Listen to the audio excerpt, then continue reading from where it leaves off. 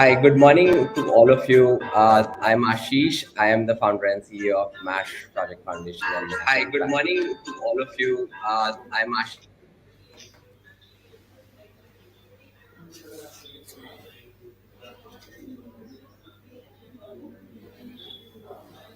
Sorry, there was some echo. Okay, firstly, thank you all of us for joining us today and wish you all a very happy National Youth Day. As India marks its National Youth Day today and celebrating the birth anniversary of Swami Vivekanand ji, I think we couldn't have a better start to the year and with this very special panel discussion today, where I'm joined by some of my favorite people who are doing some extraordinary work in empowering young people towards nation building process to helping them find their calling. Some of my close mentors, friends, dear partners are here today. So I'm personally very, very excited. And as India, it's a special year for us as we are the president for G20. I think there are a lot of eyes on India this year. So it makes all the more special for us to see how can we as young people play an important role, not only in nation building, but also create models which leads towards global development.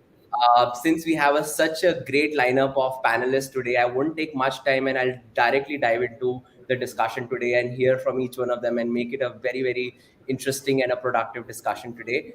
Quickly introducing our panelists, I am joined by our young panelists, starting with Falit Sajaria, who's India's representative to the Youth 20, the G20 Youth Group. Then we have Anand Mai, who is the Youth Engagement Officer at UNICEF Yuva. Then we have Dr. Komal Goswami, who's Chief of Party at Plan India. Then Mr. Lalit Mohan, who's the President and CEO of SBI Foundation. Mr. Parul Soni, who's the Global Managing Director and partner at Breakthrough Consulting, and Yashveer Singh, who's the co-founder and global director for Ashoka Change Makers, Youth Change Makers. So amazing! Thank you all for joining me today, and I would like to start with each one of you to quickly take a minute and tell us, because I think I won't do justice to introduce each one of you the kind of work you do. So in 1 minute, tell us about how do you feel on today's National Youth Day, and also a little bit very briefly your work with young people in different walks and different spaces that you work with. So I'll start with Falit, our youngest panelist, and also the India's representative to Y20 with you, Falit. Thanks a lot, Ashish, for having me here and for all the wonderful co-panelists. Myself, Falit Sijaria, and I'm India's G20 Youth Representative. So there are several engagement groups under G20, and one of which is Youth 20, dealing directly with the youth. And essentially, when we talk about G20, a lot of people imagine it to be a gathering of, say, the head of states, presidents, prime minister, hugging and shaking hands. But what it is also about is engaging with the people, having people-to-people ties between all these countries, and instilling in a sense of global values in our people. And that is something that the U20 is doing. I was serving as the U20 ambassador last year as well.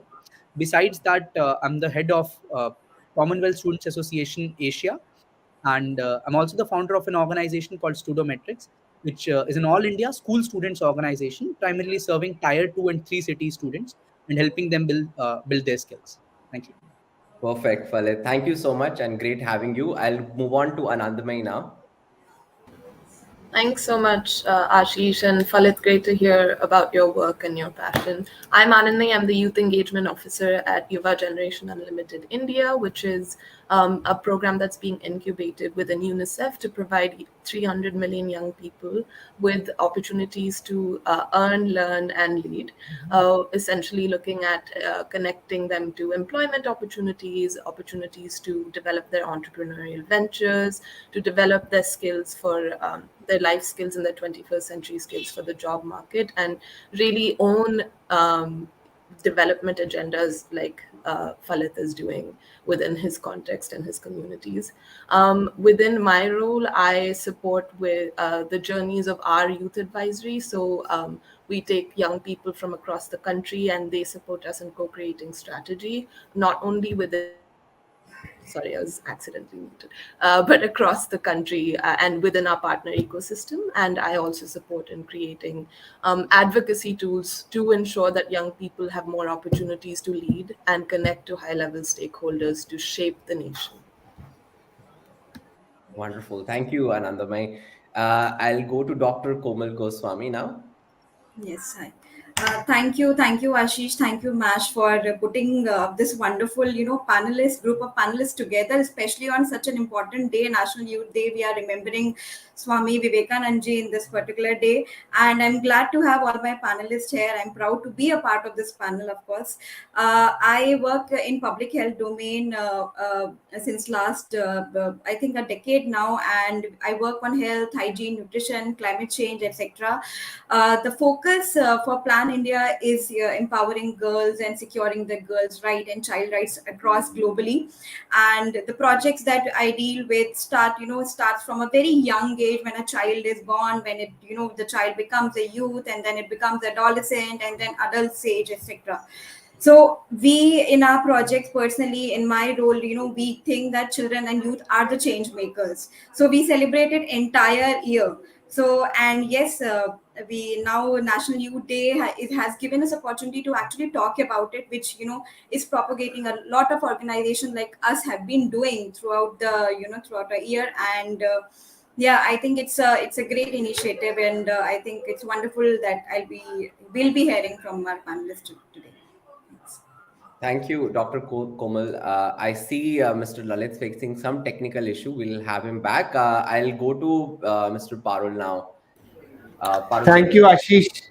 Thanks, Ashish, for inviting us. And it's a great honor to be a panelist with all the youth and the young today who are.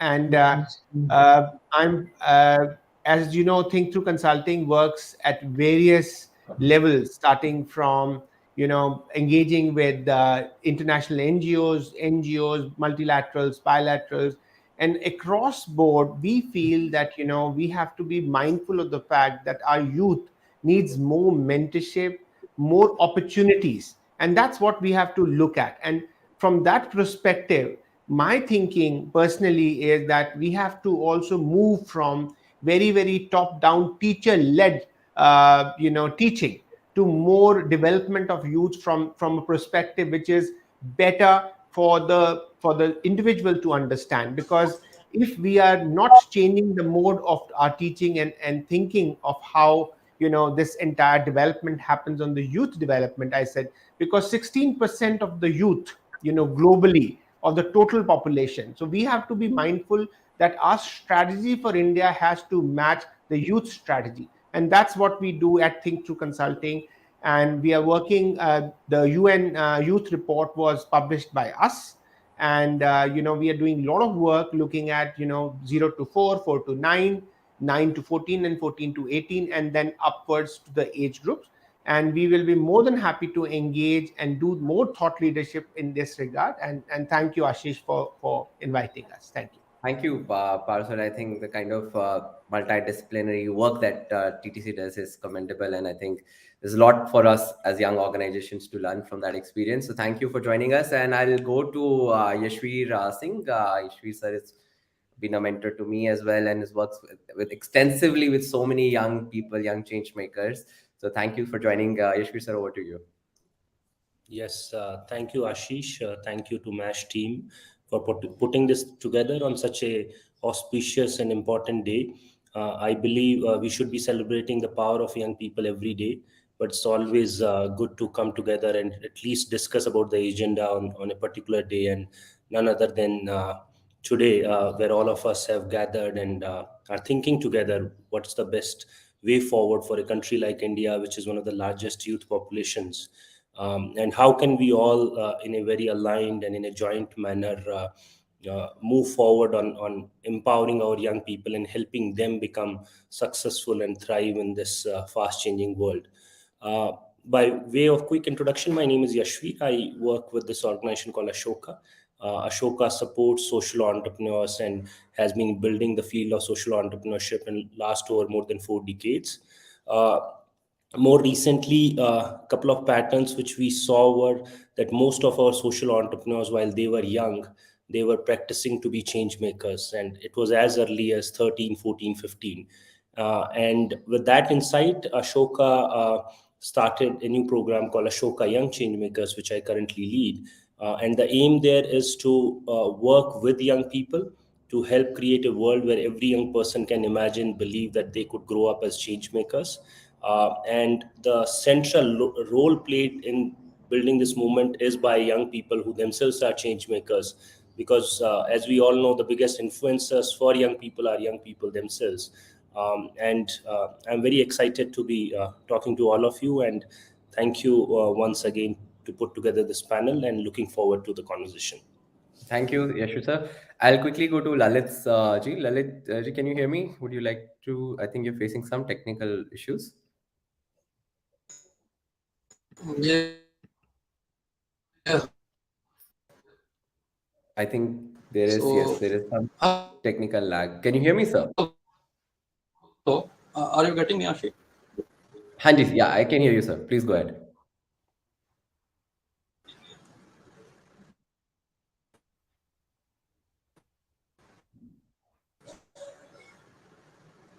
Lalit ji, can you hear me? Okay, maybe we can come back to him in a short while. Okay. Okay, I'll start with my first question to the panel. As young people, of course, a lot of us talked about India is the country with the largest youth population. It's also one of our greatest assets. If not channelized, it's a lost opportunity, right? And we are in 2023, an important year when we are looking at some of the big global issues like SDGs till 2030 and so many more, right? Given the work each one of you does with the young people, and we also have young people on the dais who also represent a lot of voices of youth on this panel today. So I'd like to hear from each one of you with your experience in the work with youth. How do you think like we can empower every young citizen, and when we talk about every young people, sometimes we see a very youth is also a very dynamic group, right? In terms of so many complexities that sort of involves, right? But one thing I could for sure say, being a running a young organization which works with young people, that young people are very, very aspirational. They are very optimistic, and they given right opportunities, there is so much that each one of us could do, right? So I would like to start with Yashveer, given Shoka does so much work with young people, and your own personal journey has been working with so many young people in the last all these years. How do you think this could become like a mass movement where we touch every young person? Sure. Thanks, Ashish, and very important question. I believe a lot of this could be done if we just don't create barriers for young people. Uh, in my work experience of working with young people, is that if we allow them space where they can just think creatively, where we don't create all the barriers in their creativity, in their ideas. I guess that could be the first step of helping young people to at least begin that journey, is what I feel. The second important step would be that once we have a community of young people, we also need to constantly encourage them to share the power of, whether it's entrepreneurial element or the change making ability they have, to share it with other young people as well.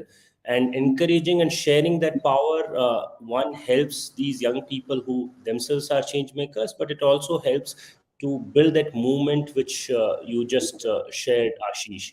Third, I would say, is not to look at young people as beneficiaries. In my career of working with young people, some of the best ideas, some of the best innovations are coming from young people. So how can we recognize them? How can we celebrate them? And how can we create a culture where we appreciate failure as well as much as we appreciate success? Because when you are just starting that journey, all of us have learned. It could be any skill. Initially, we do make mistakes. We learn from those initial experiments. So how can we also encourage and build a culture where we appreciate if there are things which young people are trying, and create that sort of thriving ecosystem? So these would be just a couple of initial thoughts, Ashish, which I think will be helpful for young people, and building it as a movement, looking at more than 800 million young people under the age of 25, which our country has. But yeah, I would love to hear other panelists also their thoughts on this. Sure. I'll quickly come to Dr. Komal because as implementers, I think Dr. Komal and Mr. Lalit, your insights, and then I'll come to our Ms. Parul in terms of getting a perspective and multi-institutional approach, right? And then I'll come to Anandmayan and Falit. So Dr. Komal, over to you. Yeah. Thanks, Ashish. I think Yashveerji started a very, very good cue for all of us. That is to give courage to young people. So going back to Swami Vivekanand ji, so if you read some of his, beautiful lines, one of his lines says that take risk in your life. If you win, you can lead. If you lose, you can guide. So until unless we empower our youth, which is more than 66, I think 66% of India, I think the India, as a nation building exercise can grow towards a path that is never seen before. And I think Parul ji also, when he was talking about the organization was telling about teaching. So now the teaching is changed a lot. It's not about classroom teaching or what a youth or a child is experiencing or getting to learn in a school or an institution. It's more about experiential learning in this, in the world of influencers. It's about influencers learning, and the opportunity that a youth is getting right now. It's like there is no barriers in terms of what a youth can express and how the message can penetrate to a deeper level. We have Indian youth makers. We I think we shouldn't go to the big climate change activists such as Greta Thunberg, etc. We have our in-house Indian youth maker. There is a lady who was called as Water Girl of India. We started this movement recently in Garvita. I 2019. like to Yeah, mention Garvita. She's also one of the Ashoka youth change makers, and we work very closely absolutely. with her. Yeah. Absolutely. So I think we're leading by the global example. India can set, a beautiful example in house in our nation, and of course, with the panelists like this, I think we are going towards the right path. Right. I think, Dr. Kamal, you talked about some very important point is celebrating our local role models. I think we don't do that much as much we could do. And India itself has such wide diversity. Each state, each city has its so many youth role models which we need to celebrate. Mr. Dalit, if you can hear me, can you hear me? I'll unmute you, sir. Try to unmute. Okay, there is some challenge in terms of unmuting. Okay, I'm so sorry, sir, that you're facing issues with your mic and video, but let's try and come back to you. I'll go to Mr. Parul now and understand his thoughts on this. How can we make this a mass movement? What are the role of different stakeholders in the entire process?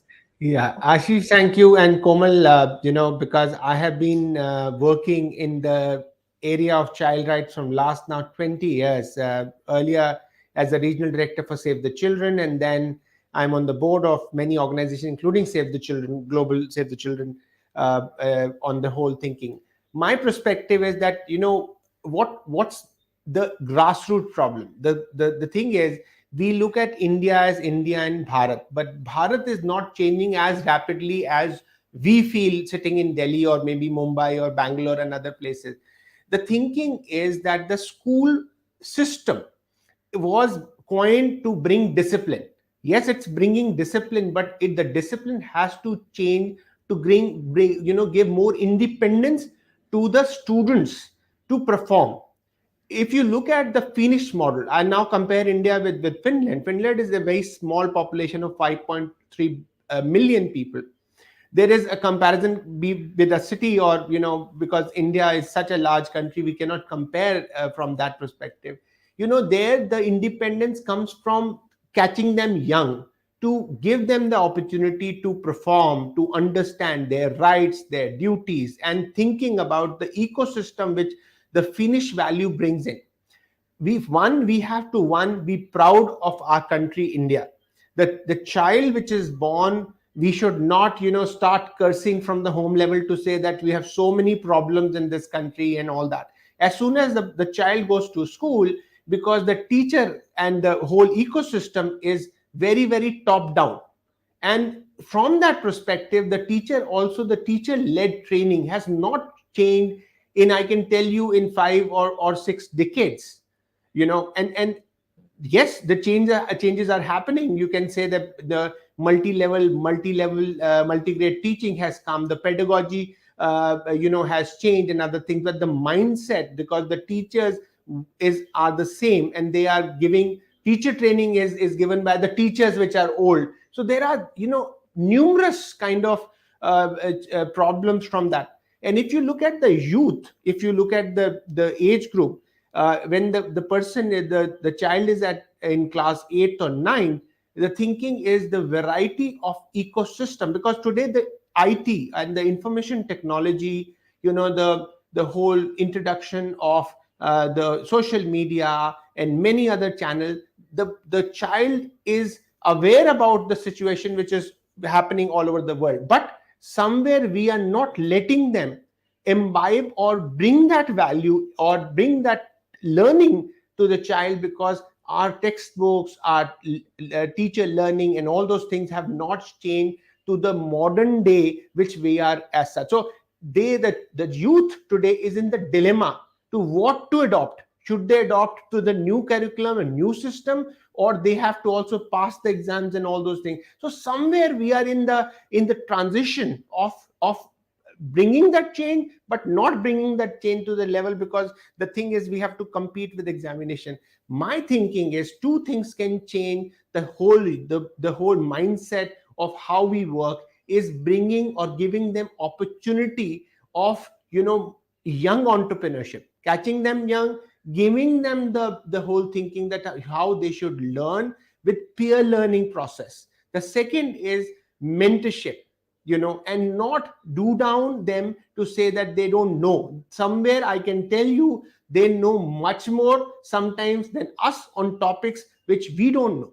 So somewhere the encouragement and the motivation has to be to the youth to compete, because if India has to bring that value of real global leadership, from that perspective, we see that in 500 years back, India was the global leader. I think we have to bring those systematic and progressive and policy level changes from that perspective, and bringing and starting from us from that, and acknowledging, motivating, and encouraging them to take the leadership position as such. So I'm very happy that people are started talking, but very less is happening. Sorry, I'm not discouraging you, but we have to do more, and that's what I feel very passionate that we have to look at. I can tell you, we did some examples in Rajasthan with youth parliament. It was fantastic. We created a prime minister and the cabinet in Rajasthan and other states. We got real great results. The other thing was, in each village I had put a kind of a post box, which was a child post box, and which also brought lot of advantage to say what they want to do, their aspiration and all that. So it's small things, but these bring a lot of large and systematic changes, and systematic changes which are really important for bringing a large scale change in the country like India. Got it. Thank you, Paul, for highlighting some of these initiatives, and I think how we need to also cope up with that changing, ecosystem which is evolving so fast. So at a policy level changes. So I'll come to our young panelists, Anandmay and Falit. Anandmay, you're working again at UVA, at UNICEF, working with so many stakeholders, and I think these are the kind of conversations that you must be having a lot. At the same time, being a young person, how do you feel like this could become a mass movement, and what are different level of work that has to be done at all levels? Yeah. Thanks, Ashish. I think you made my day. I don't think anyone has referred to me as a young person and a panelist for a while, because I have white hair now. But I do want to kind of, first of all, it's great to hear and really heartening to hear how invested we are and how much faith all the panelists have in the potential of young people. I think even 3 years ago, the discourse was slightly different. We were definitely looking at them more as beneficiaries. So it's extremely exciting to see that we are definitely moving forward in that conversation, but I do want to unpack the idea of empowering young people. I think the moment we say we empower young people, we are treating them as beneficiaries. And even in the conversations I've had with our youth advisors, the first thing they say is, हमें empower करने की ज़रूरत नहीं है, हमें platform देने की ज़रूरत है आपको. So first and foremost, I think it's important for us to recognize that the time for action now is not to empower, but to partner with young people, to put them in our boards, to create strategy with them, to ensure that they have channels to communicate and work with decision makers in their lives, whether it's their parents, whether it's their teachers, whether it's their employers, whether it's their faculty in the institutions where they're studying.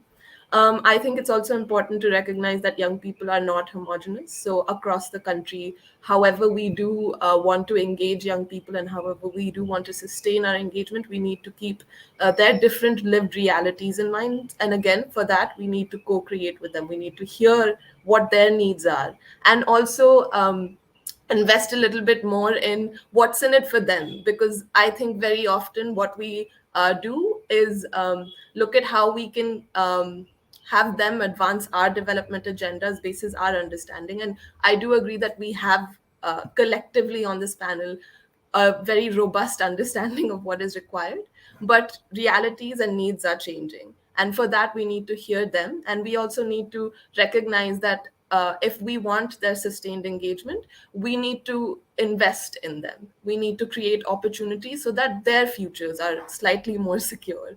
And we're not just having them volunteer.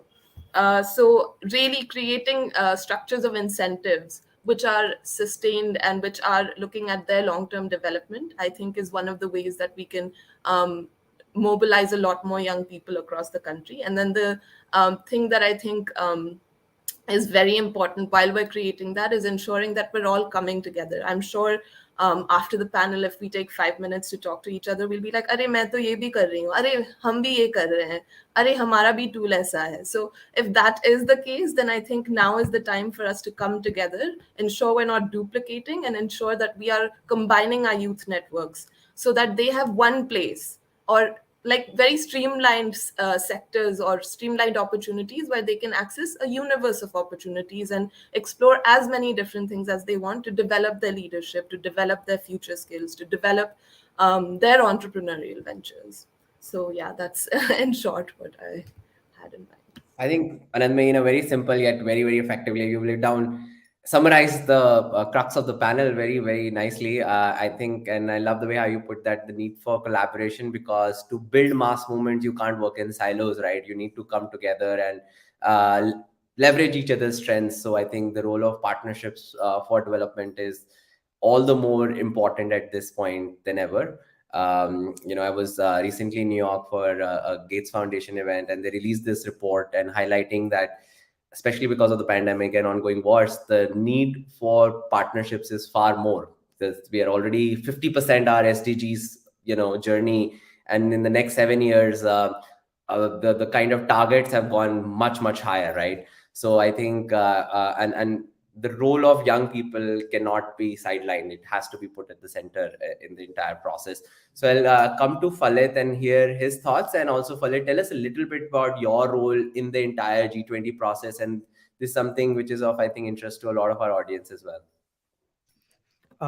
Sure, Ashish. And when I'm speaking, there are a lot of things that are coming to my mind, specifically after all of our panelists have brought in, diverse range of points and covered most of it, what I was probably going to do. So what I'll try to do now here is try to insert or put forth my points in addition to what have already been said. So I'd add to what Yashvir ji said, which was, very great in terms of how our youth is aspirational. And something which is an intersection to also what Anandmay said is that our youth population, and specifically the school segment that Parul sir was talking about, is not homogeneous. And how aspirations is created, how aspirations are created in youth and school students particularly, is in terms of what they see, what are their targets. And for that, what we have to do is realize that maximum of our population is in tier 2 and 3 cities and rural areas, where a lot of our understanding is not there. As Parul sir pointed out, that India is moving rapidly ahead, but Bharat is not changing that rapidly. So that is very important, that we create those aspirations for our students. Now, what happens is these schools work in silos. I mean, say, for example, if you take a tier 2 city, maybe Meerut, and then you take the students over there, the city or the district in itself would have a population of over 1 or 2 crores, or perhaps in 3. That's the size of our metropolitans. But when you look at these schools, the students are situated in a silo. They're talking to just themselves. And the students are coming from a very particularly similar background. So the aspirations are also around what happens in the city. Now, the city does not have much of a, and in fact, that's the case of most of our tier 2 and 3 cities, does not have a very strong service sector, for example, or for example, bureaucracy. So the highest point person over there might be a DM or a collector or some individual. There's no industry or businessman or some thriving service sector that is going around. And the aspirations are also then limited for people. So this is very important thing that we have to look at as to how do we create aspirations for the school students. And then obviously once we create aspirations, the other thing is to provide them a platform, as was talked about by and me, that it cannot happen that we simply say that now you have to grow. One, we have to remove the barriers, existing barriers. So Yashvir sir talked about not imposing barriers. I'm talking about even removing the existing ones. Because when we look at how our structures, I mean, the education ecosystem is there, specifically under the previous education policy, the entire focus, as Parul sir talked about, was on how do we put things into their head or tell them what they have to kind of just learn, rote memorizing and then returning that, or how do we learn formulas or apply them, but not about how do you co-create, how do you work with others, and how do you aspire for more and then move in that direction. And the biggest problem is that there is no impetus on risk taking or responsibility taking. Because when we say, I mean, the biggest difference when you say in a top tier Delhi or Mumbai school, or a school in some other city, is that here the students are taking initiative. So every second or third student, or say fourth student, is starting something or taking initiative. Or I mean, even in schools there are a lot of competitions. They're allowed to take risk, to decide upon things, and that decision making and leadership is what builds into a character. But when we look at these cities that might be just 40-50 kilometers away from these ecosystems, the entire mindset is very different. And this is what I've been doing, I mean, even prior to that, at Studometrics, which is an all India school student organization, which is now spread over 150 cities. And being, as you said, the youngest panelist, so I just left my teenage around 9 days back. And I have the honor of basically working with school students all throughout. What I realize is that what they want is, one, you show them what they can aspire. Because when I talk to these people, I mean, I move to small towns, sometimes Vadodara, Saharanpur, I mean, near Banaras, all of these cities, when you interact with students, they're not, even their dreams are not what you want them to be, or you think about that. But it is not because they don't want to aspire those things, but because they're not even aware of those things. So if you say, talk about biotechnology or the new intersections and sciences that are coming around, excuse me, or say segments like public policy, they're not aware about those opportunities. For students, the only option of public policy is being a bureaucrat. For that, you have to prepare for UPSC. There's no understanding, say, for example, there's a thriving NGO sector or a thriving think tank sector. These impetus and information has to come to them.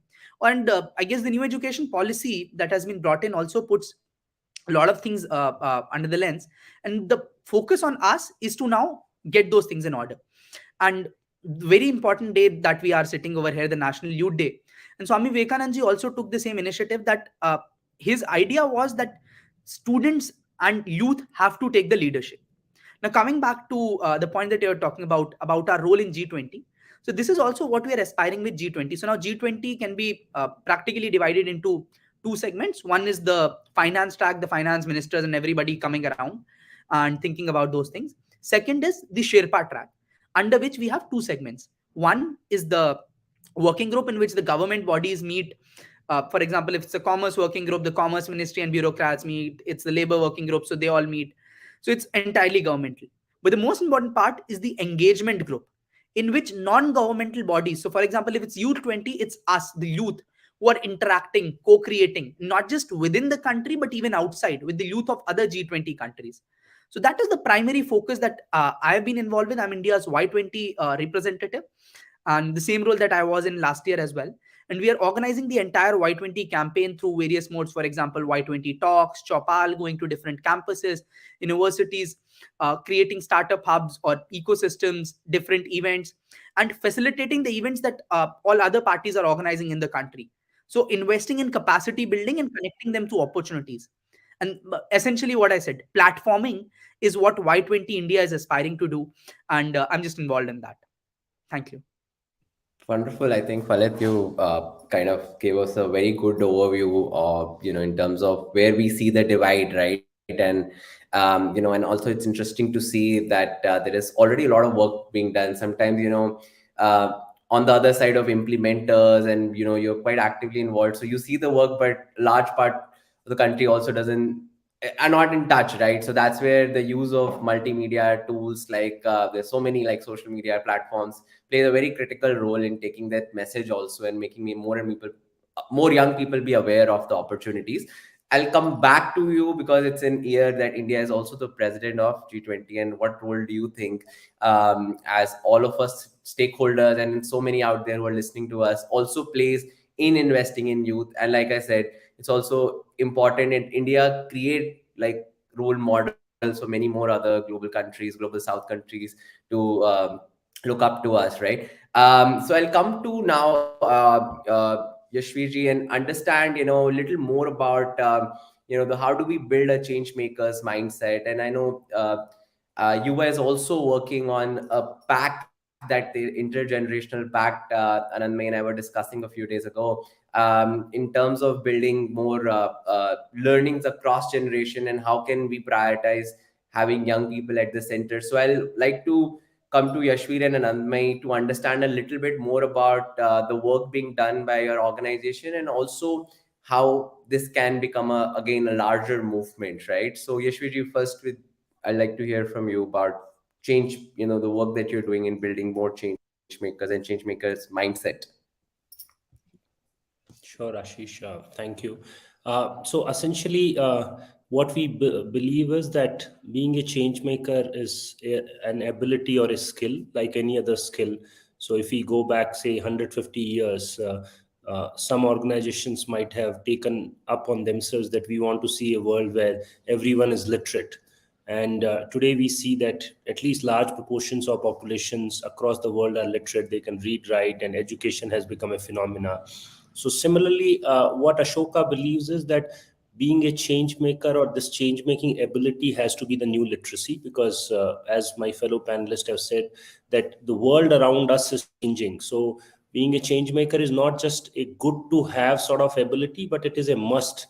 Because if we prepare our young people for a static, for a repetitive world, then they would be struggling, because by the time a child becomes adolescent or an adolescent becomes an adult, the world around them has shifted.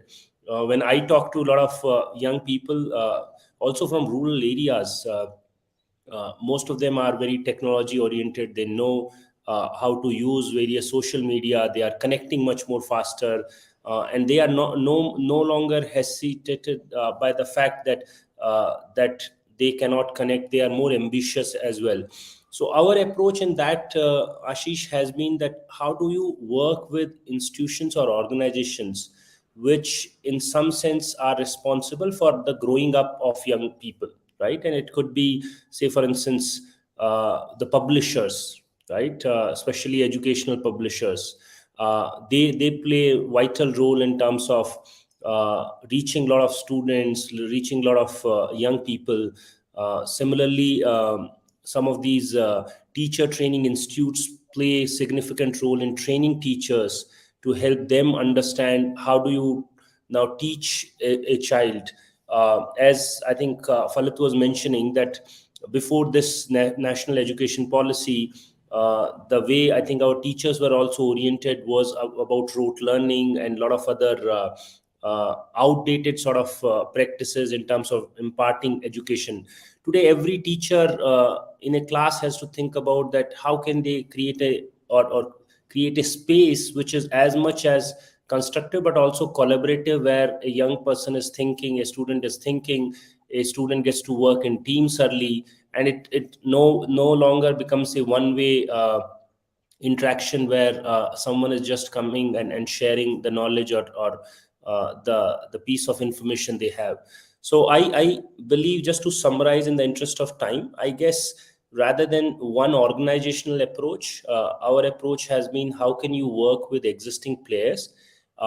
Everyone has some expertise, everyone has a particular network, and if all of us can do a good mapping and work together in terms of leveraging each other's expertise, each other's networks, I think that's what is going to multiply. That's what is going to accelerate this overall creation of the ecosystem.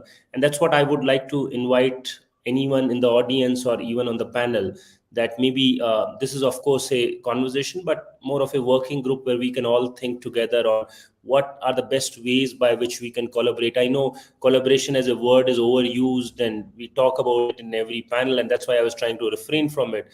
But the spirit still has to be there, because that's the only way. Because the game of social change is a team sport, and we can only do it by working in a team. And so figuring out the team and ensuring that team contributes at the right moments in the best way is what we need to all design and think together for. Thank you, Yashuri. And I must say that, I think Ashoka's really created this very interesting model where any individual to institutions, we can, take up that curriculum, and to our audience who's listening, could be teachers, could be people who are running institutions. It's very simple methodology to look at, and these are the skills. Doesn't matter that you have to become a social change maker. As a change maker, it's a mindset, and once you develop that mindset, you take it across in whatever walk of life you go. So from a lens of looking at problems to seeing it from a solutions, I think that's really game changing. Anandmay, I'll come to you quickly and understand about this pact that Yuva is developing, and tell us a little more about that. Sure. Thanks, Ashish. Before I kind of speak about the pact, just to give some more context around Yuva, echoing what Yashri has said, Yuva is a multi-stakeholder partnership platform, which means that our job is to bring together everyone who's doing the awesome work and creating the tools to, develop the capacities of young people and also support their leadership. So how we look at it is making sure that we are creating the opportunities and the spaces for young people to be able to be part of the design, the rollout, the implementation, and the evaluation of the work that's being done by our partner organizations, and also look at the white spaces that exist. For example, if somebody is working on skilling, just like vocational skilling and preparing for jobs, is there also a linkage to job portals, or providing them with opportunities for further employment, or like accessing their financial stability and things like that? We try to create those linkages, and we try to ensure that the voices of young people and the feedback of young people is there throughout. So that's the idea with the pact as well. It's called the Impact with Youth Commitment. And what we're trying to do is ensure that young people have an opportunity to visibilize their leadership, because there is a lot of it, whether it's what we saw during COVID-19, whether it's through Swachh Bharat, whether it's through the Tide Turners program that UNEP runs with several line ministries. There's a lot of action, and there's a lot of leadership that is really helmed by young people. So by making this intergenerational commitment, they are visibilizing their partnership with high-level stakeholders and decision makers in their lives to be able to further development agendas, but also celebrate and recognize that young people are the people who need to be deciding and who need to be holding a lot of the work that needs to be done to develop the nation. I can share more. Sorry, go ahead. Why don't you complete first? I was just saying I can share more information for the pact as well for all the panelists and everyone listening to explore, because this is a really great opportunity to, especially as today is National Youth Day, to celebrate and cement your commitment to working with young people. Exactly. That's what I wanted to know. If there is somebody who wants to be a part of the pack, what's the process and how can one be on board with this? Yeah, so there's a link. Can I just post it in the chat and you can explore Sure. it? We have a Yeah. microsite where you, as a decision maker, either as a government stakeholder, teacher, mentor, employer, or parent, can make the pact with young people.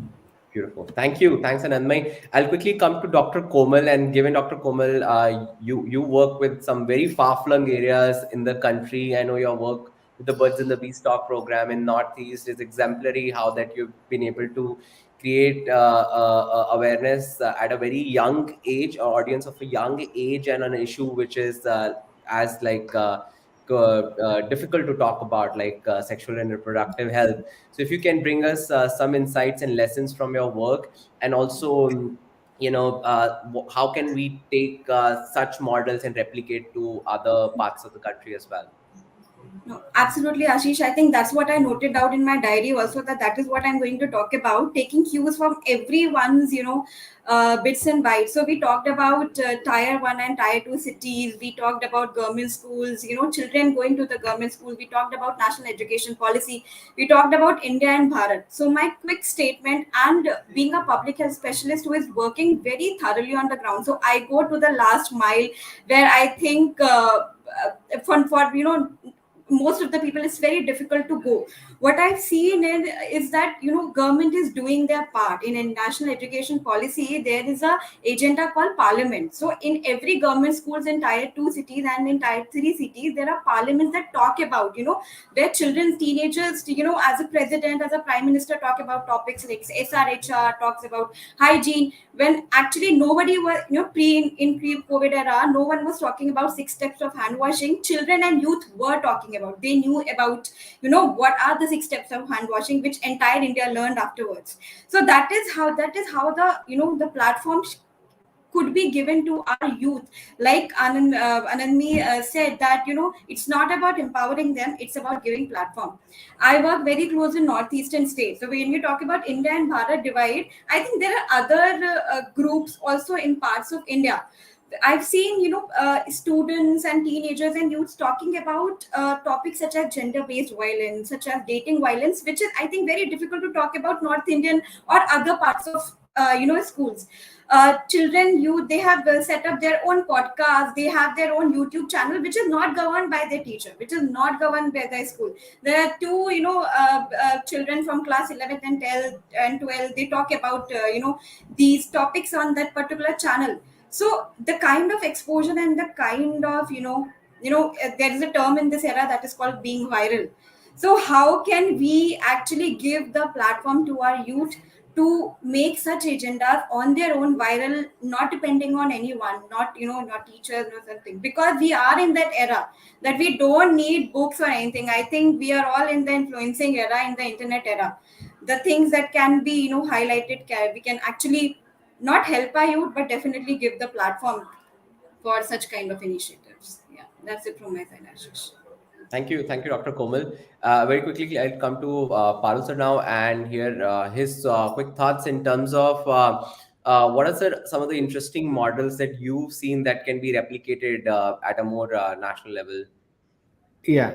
So, Ashish, I also agree with a lot of my panelists, and my thinking, is that, somewhere we have to also historically go and understand and learn from the past, because there are some things which we have lost out, we are not talking about. For example, at the district level or at the panchayat level or at the village level, we have to start thinking about those clubs, the school clubs, or the youth clubs and all those things, because somewhere we start feeling that these clubs, when we were creating, they're more very, very politicized from that perspective as such. So starting from at the village level, then at the panchayat level, at the block level, at the tehsil and the district level, we have to organize youth in a way which will help them understand what are the duties, what are the rights, how they can engage, how we can create more engagement. What Falit was talking about, the engagement.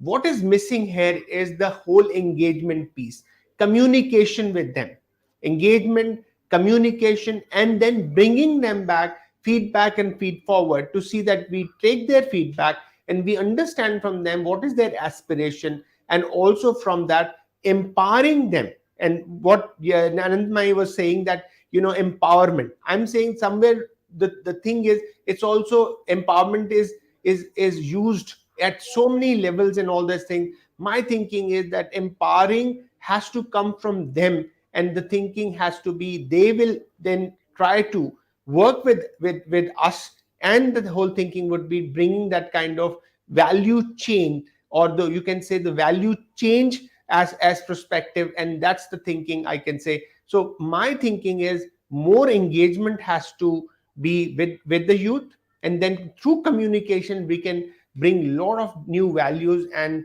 we can bring that kind of change from the grassroots to the to the capital level as such. So that's what my thinking has been on the youth engagement piece. Got it. Thanks, Pal sir. Falit, any quick thought? I have one or two questions that I've got from audience. I'll ask that. We are less than 10 minutes in this discussion. So Falit, over to you. Any quick thoughts that you want to add? Sure, Ashish. Thanks a lot. So I just quickly pass through. What I'd like to say is, what Parul sir very efficiently pointed out about engagement and, getting the youth empowered. And this is also very important when you talk about that is peer-to-peer learning. When we say that somebody very senior or accomplished has to tell the youth what to do, their context is entirely different.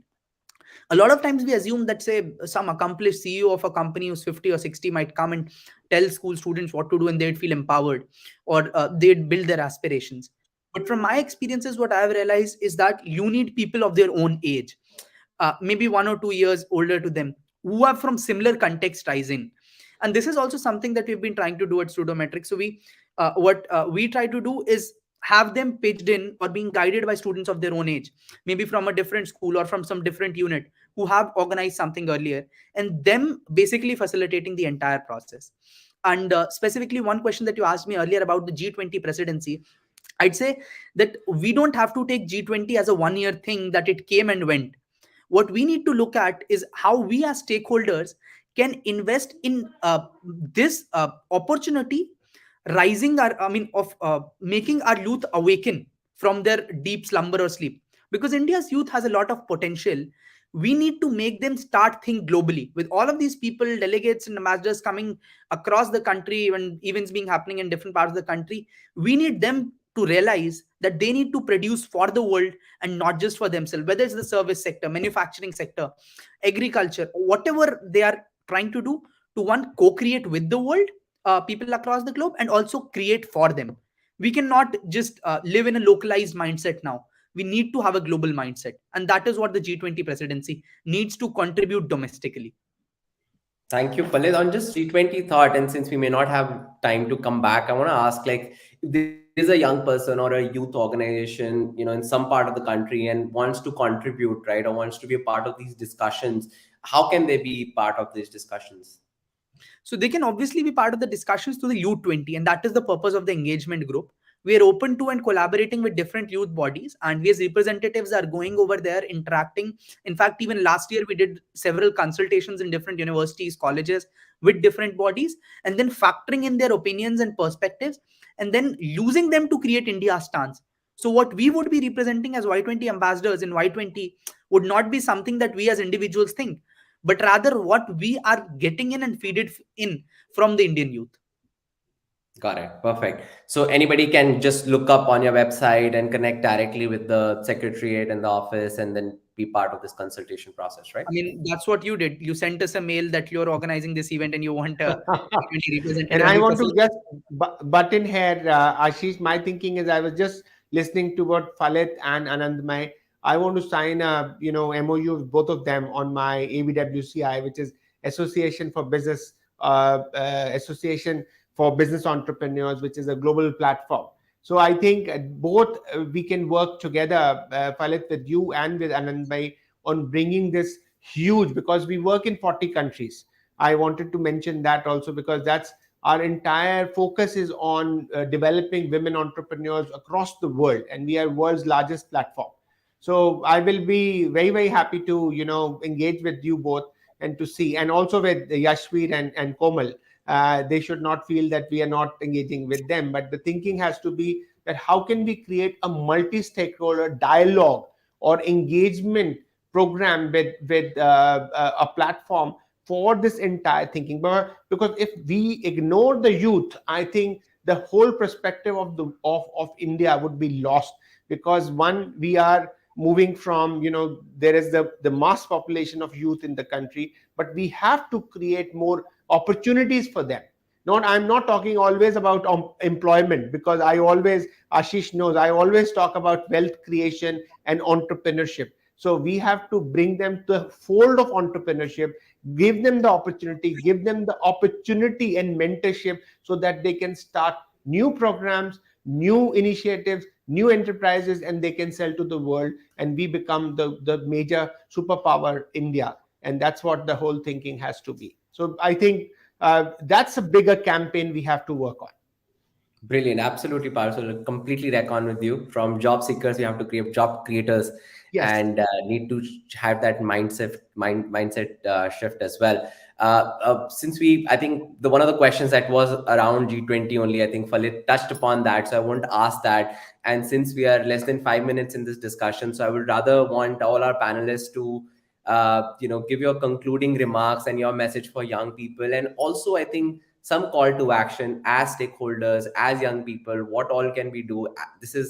I know every day has to be celebrated as Youth Day. It's a young person's day every day, but since we are marking National Youth Day, it's a great time for also us to come and create this sort of strong commitment towards empowering more and more young people.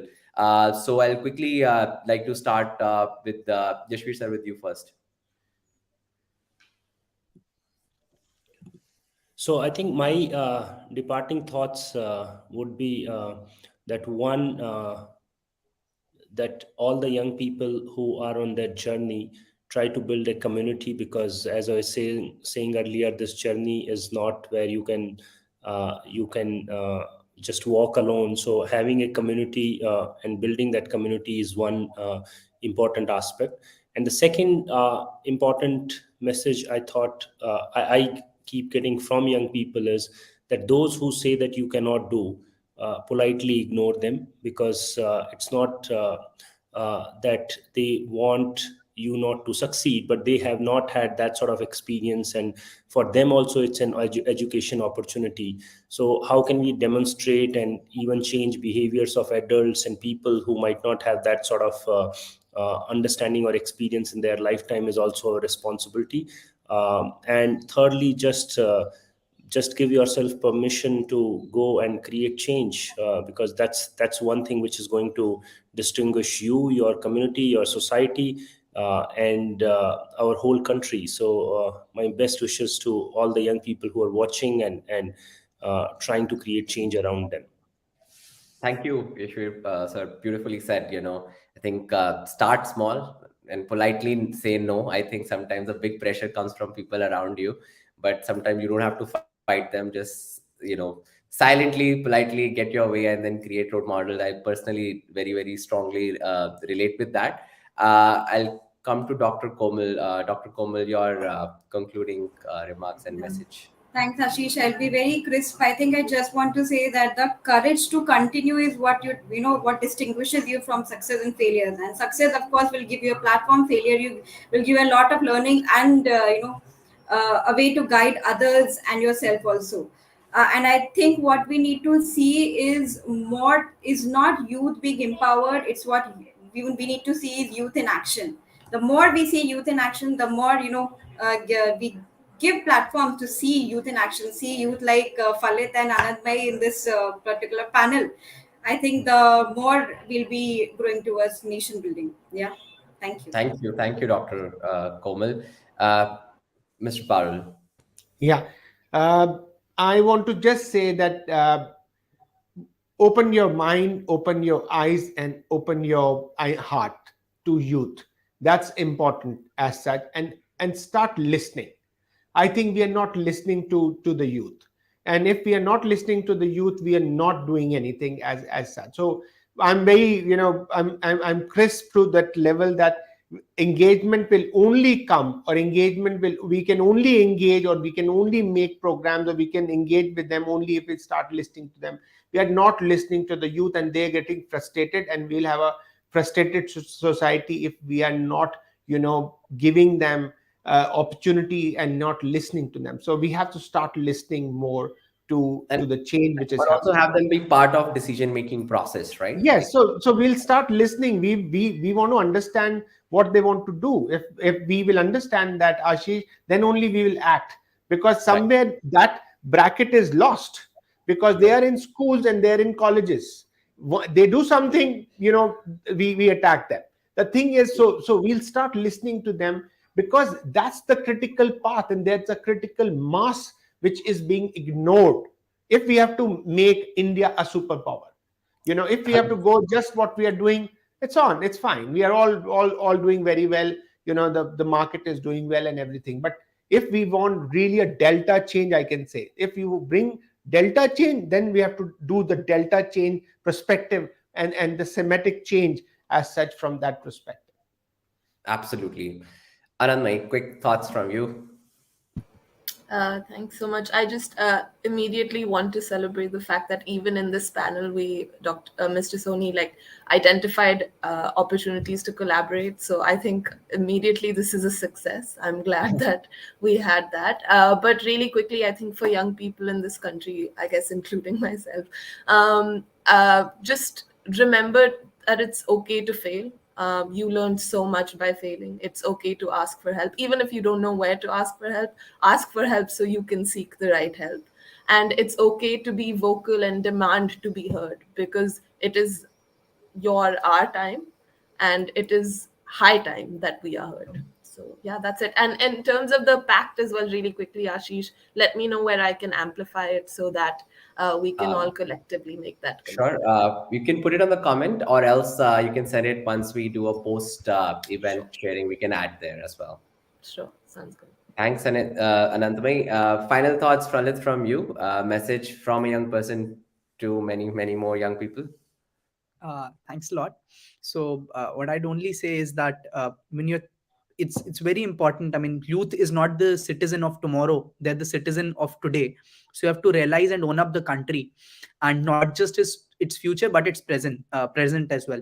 A lot of times, people would tell you that you have to think about the future, how the country would be 20 years from now, 30 years from now. I feel that you have to realize that it's your country even now. I mean, right now at this stage, one day from now, 2 days from now, and what you do does have an impact.